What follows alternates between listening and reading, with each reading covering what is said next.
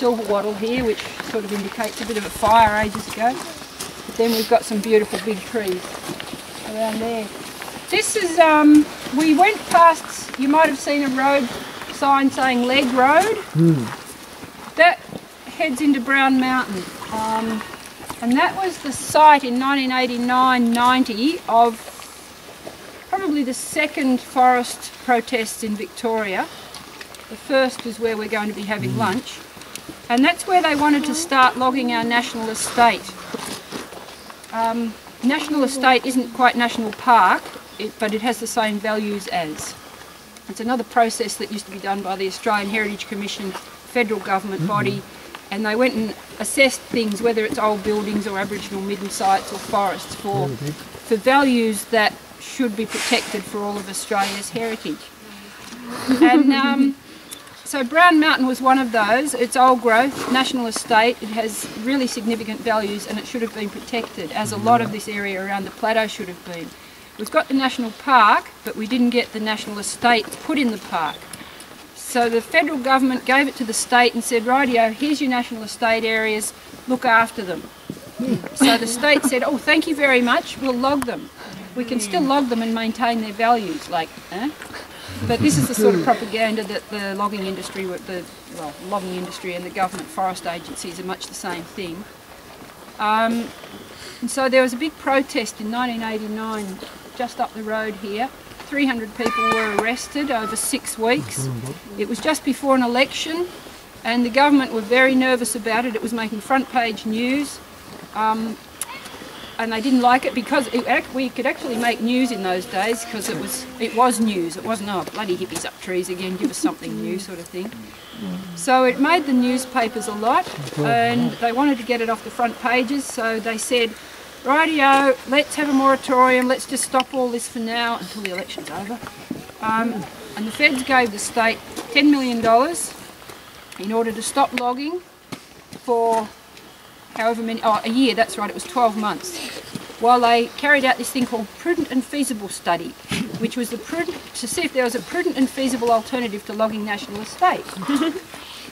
And I think there was lots of whiteboards and things that never actually got into documents that we could get, but it was going to be something like 20 cents a person in all of Victoria to protect all our national estate, wasn't it?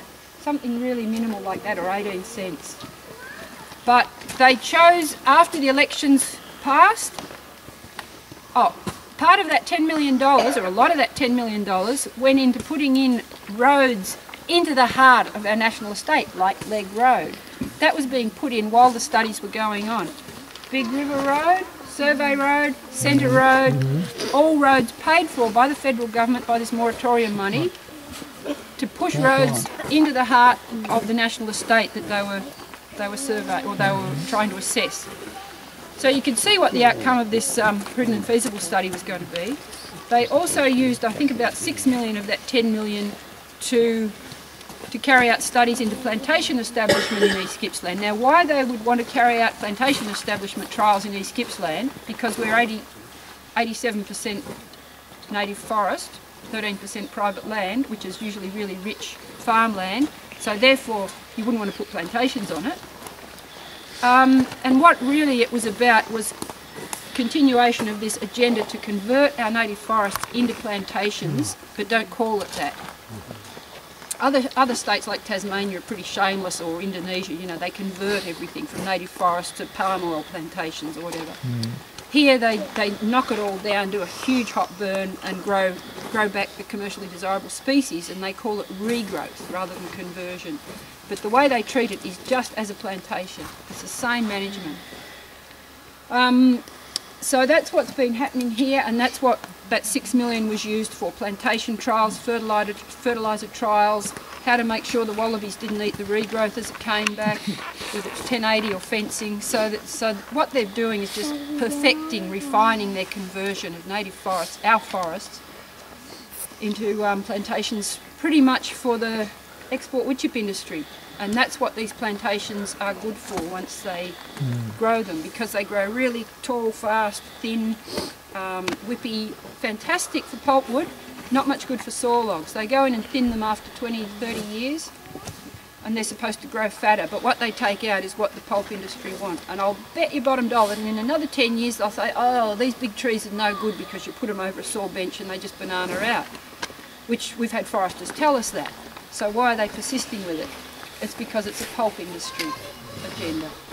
So they'll knock all them down and start again. So it's really just going to be pulp plantations that we're having put in here over our beautiful, diverse, ancient forests that are hundreds and thousands of years old.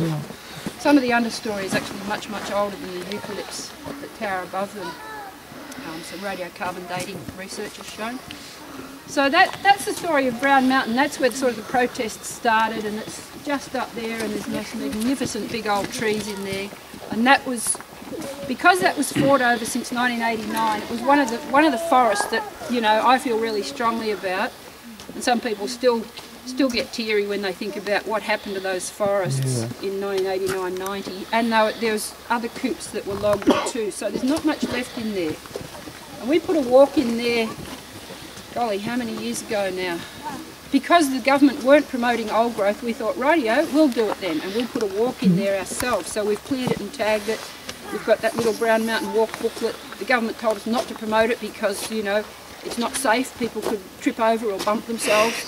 It's all right to go in bulldozers and smash it all down.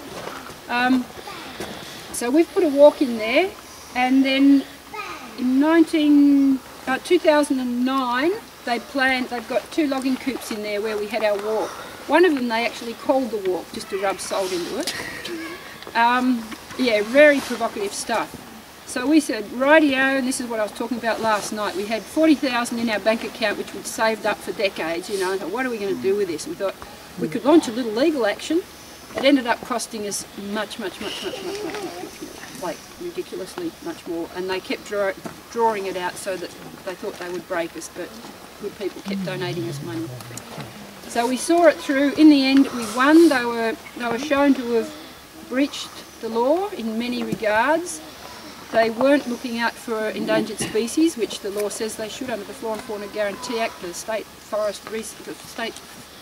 Timber Forest Sustainability Act or some bloody thing. And I think there was another act or two and various codes and management plans that they were breaching, every one of them, because they didn't know what was in there. We'd found things from our surveys, showed them, gave them the evidence. They still didn't take heed. They said, oh, we'll protect a little strip down the river for everything. That's gliders, potteroos, quolls, you name it. They don't live in little shoestring strips. They actually need big expanses of connected forest. So anyway, after a 4-week court case, we won. And now Vic Forests were, the ruling was really that they should go in and look out for endangered species in areas where they think they might exist, using the precautionary principle. Vic Forests are now saying they don't have to because we've found them logging in other areas of old growth where they haven't done surveys. So now there's a battle on as to how you define the court ruling, you know. What is... Yeah, so they want us to go back to court. But the other thing, they're not giving us our money back at the moment because they're playing funny buggers by saying, well, give us an itemised account, even though the judge ruled that they had to pay us back our court costs. As soon as we get that money, they know we're going to go them again, and we've got another case or two up our sleeve. So that's why they're stalling. It's going to cost us another $50,000 to take them back to court to get that money, because we'd have to then employ a court auditor to, you know, go through the whole thing. But in the end, they'd have to pay that. But they're dragging it out for as long as they can. So anyway, I suppose that's the story of Brown Mountain. That's what got us to the stage of taking them to court. You know, that was the line in the sand, and we didn't know what else we could do. We've tried everything else, doing the cute and furries with the public. Election time, people say, oh yes, it shouldn't happen, but it's really not a vote changer, and they know that.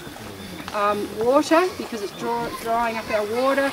Now it's forest and carbon with the climate issue. Nothing seems to be changing the government's mind to protect forests. So I reckon there's a really powerful mafia out there that's stopping anything happening in regards to forest protection. And I'll stop in a minute and let David talk. Where was I going there? Yes, so we had to resort to the legal action. I think it's the first legal action that's ever been taken on forests in Victoria.